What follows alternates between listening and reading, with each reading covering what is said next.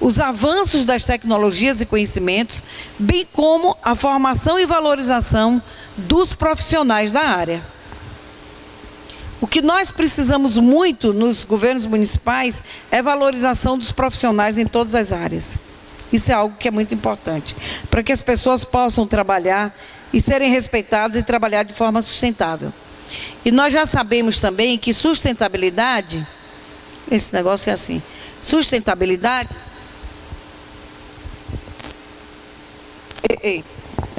Quando nós falamos em sustentabilidade, nós estamos nos referindo à atuação em 5 dimensões. Tem um sino tocando. Pois não? Eu acho que temos agora uma intervenção artística.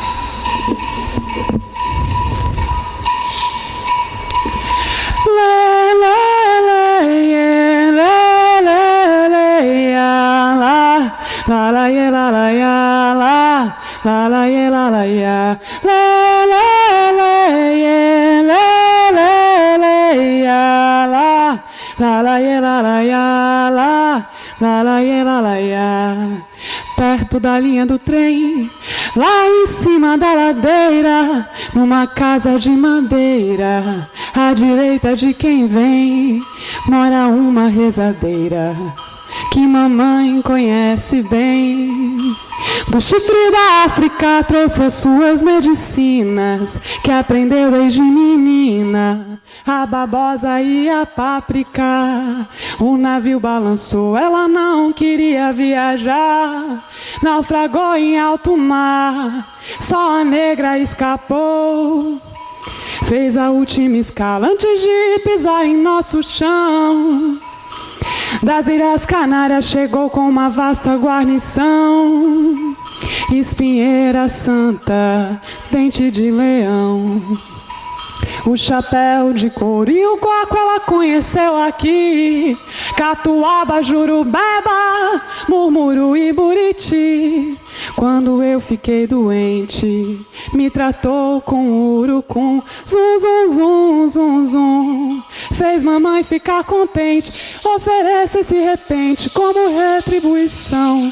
Salve a força e o coração das mulheres africanas que vieram das savanas para a costa brasileira. É da folha da palmeira que seu cesto era trançado, e eu carrego com cuidado o amor da rezadeira. O seu cesto era trançado, oi, da folha da palmeira, e o amor da rezadeira me guarda por todo lado. É da folha da palmeira.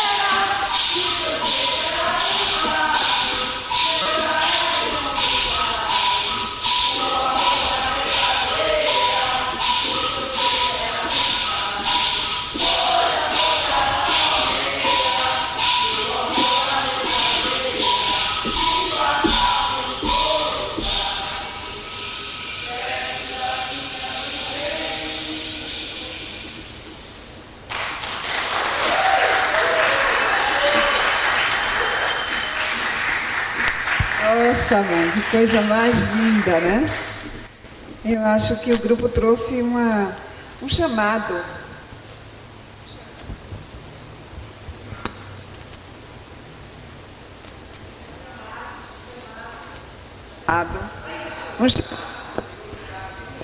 Tá.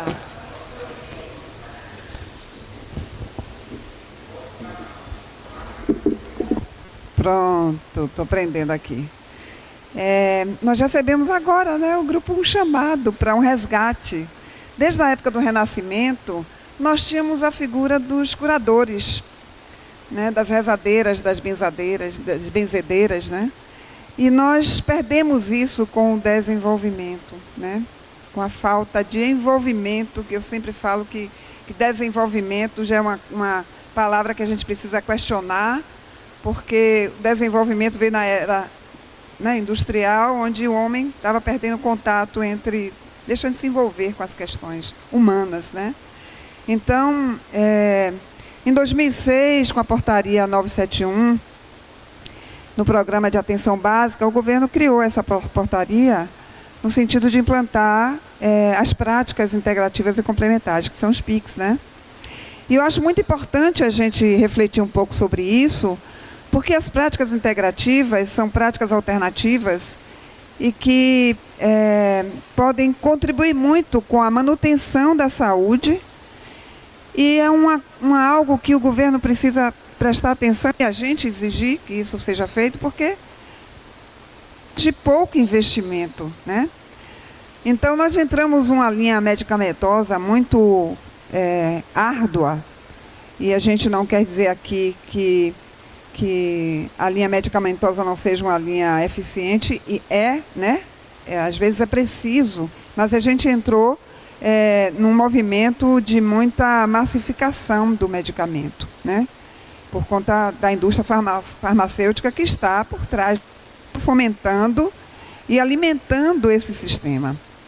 Então, as práticas alternativas, como a yoga, como os medicamentos fitoterápicos, a acupuntura, a homeopatia, cuida do ser humano, né, enquanto ser humano.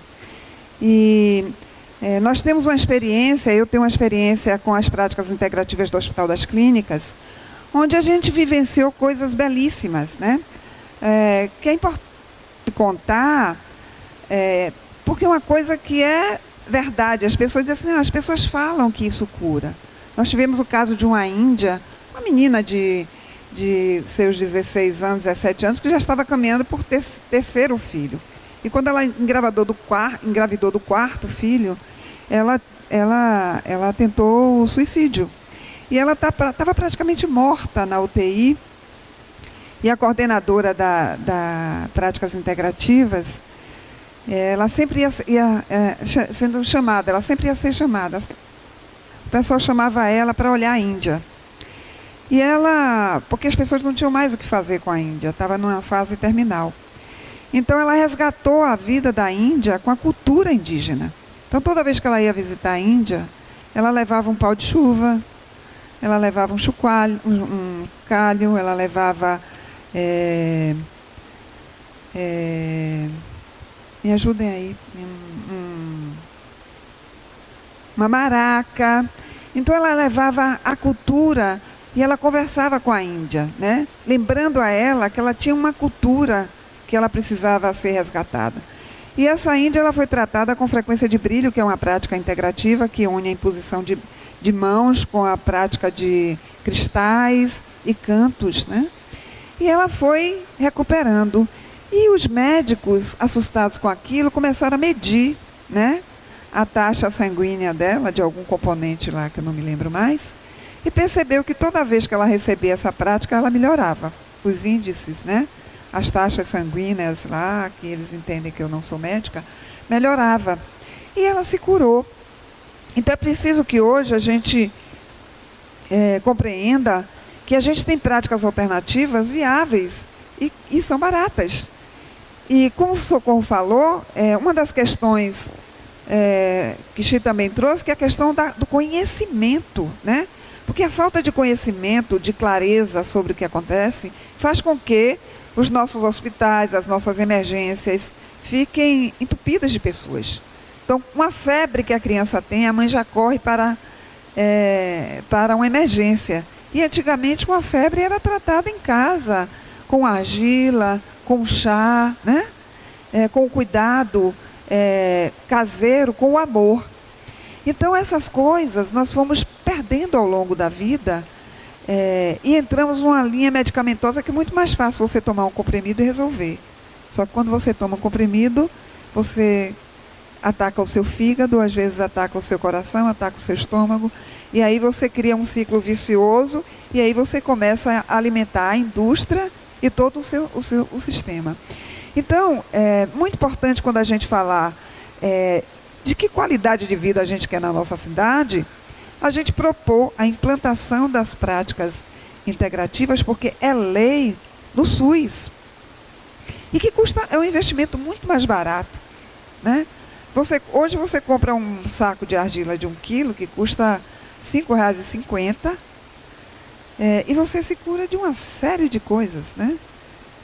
De dor de cabeça, de dores, sabe? A gente pode citar vários sintomas que você cura com um saco de argila.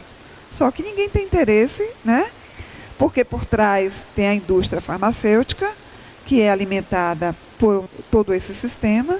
Não vale passar 1 quilo de argila para você melhorar de uma gastrite, de uma úlcera, de uma dor na perna, de quebrar o pé, de você cuidar com isso, que são práticas milenares, né? Então os índios trazem muito isso, né, de resgate dessa cultura das folhas, das ervas, da babosa, né, da camomila. Então, quando a gente cuidar desse tema, é muito importante que a gente discuta sobre essa implantação aqui. O que a gente vai melhorar é a assistência, a qualidade de vida, a assistência em hospitais. Não será mais necessário construir, como o Socorro falou, né? Meu pai sempre dizia, minha filha, quando e você encontrar assim numa avenida muitas farmácias, aquilo é um sintoma de que aquela é uma cidade doente, né, adoecida. E é verdade. Igrejas e farmácias. Então, é muito importante a gente estar refletindo sobre isso, como a gente pode adequar o orçamento da cidade, que às vezes não demanda um orçamento muito alto, para a implantação das práticas integrativas de resgate das rezadeiras, das curadeiras, das parteiras, né? Que fazem parto em casa, de ter um atendimento mais humano, né? E a gente está perdendo isso. Então, não há necessidade, às vezes, de você encontrar uma emergência do hospital abarrotado de pessoas, quando, às vezes, um simples chá, às vezes, um simples encostar da barriga da criança, da mãe, né? Do cuidado, mas hoje a nossa demanda de trabalho, às vezes, né? A mãe diz, não, mas eu não tenho leite. Não é que ela não tem leite, ela não tem tempo, né? Porque ela trabalha o dia inteiro e quer chegar de noite e amamentar o filho. Não tem leite mesmo. Por quê? A produção de leite pede repouso, pede paciência. E a gente perdeu isso. Então, esse resgate dessa sabedoria, desse conhecimento, é importante através dos agentes de saúde que visitam as casas, esclarecem as mães, né? Trazem novos saberes, que é algo que, na verdade, não é muito novo, não.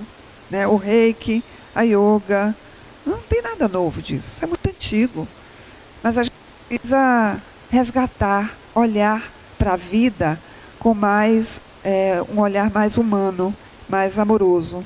E é algo que a gente vem perdendo. Então, quando a gente discutir os indicadores e o gestor que tomar a frente da nossa cidade, a gente está propondo isso no plano plurianual, né?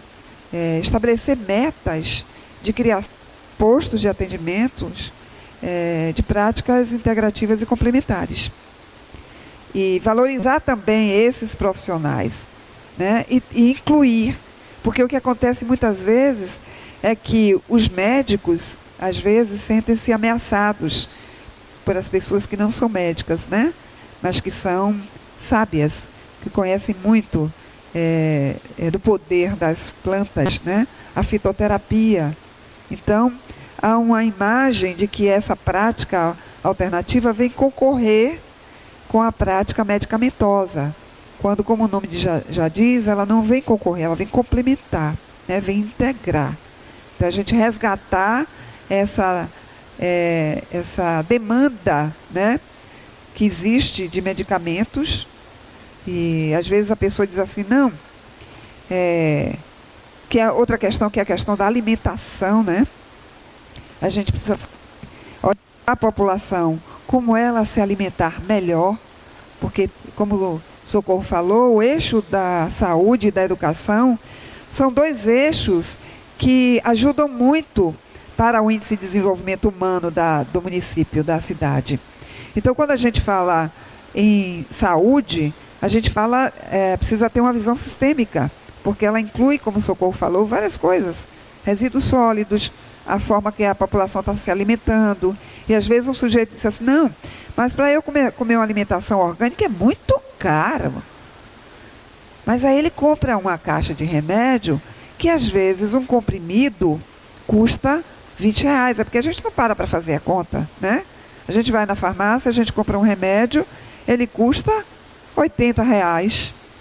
E quando você vai ver, às vezes, hoje uma pessoa estava comentando, puxa, comprei uma pomada custa R$ 80.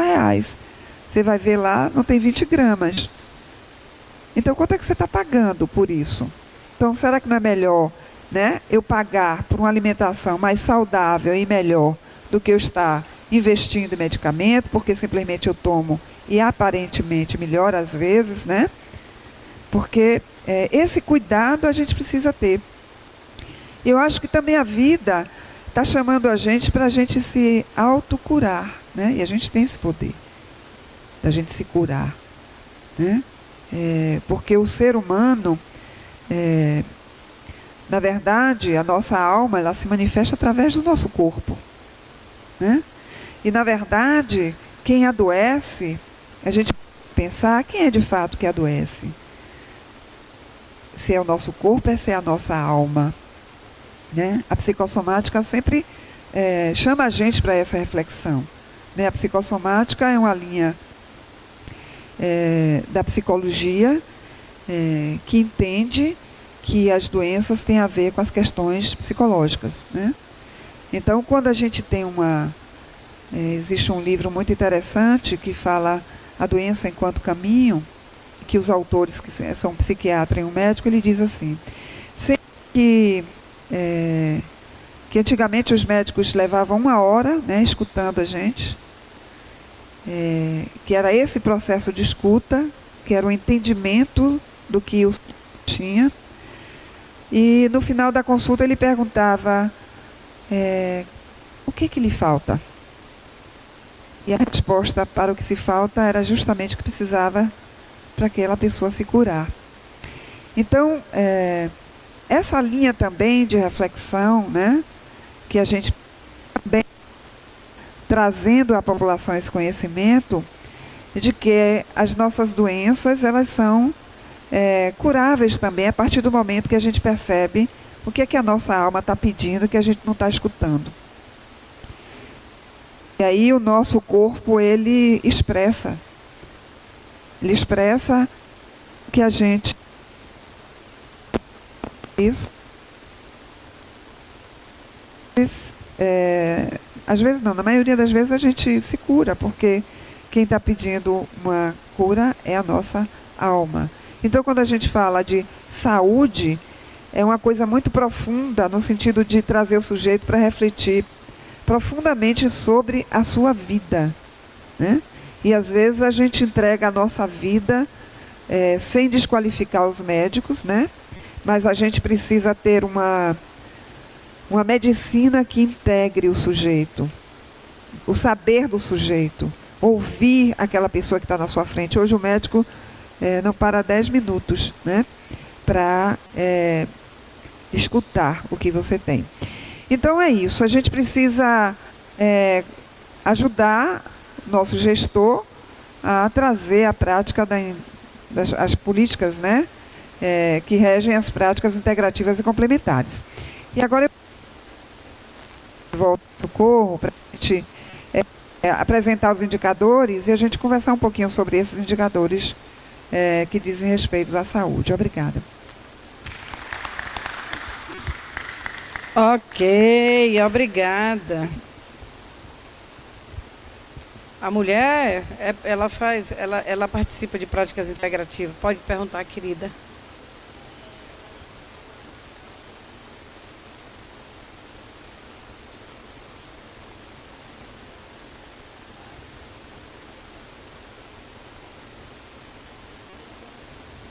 Também.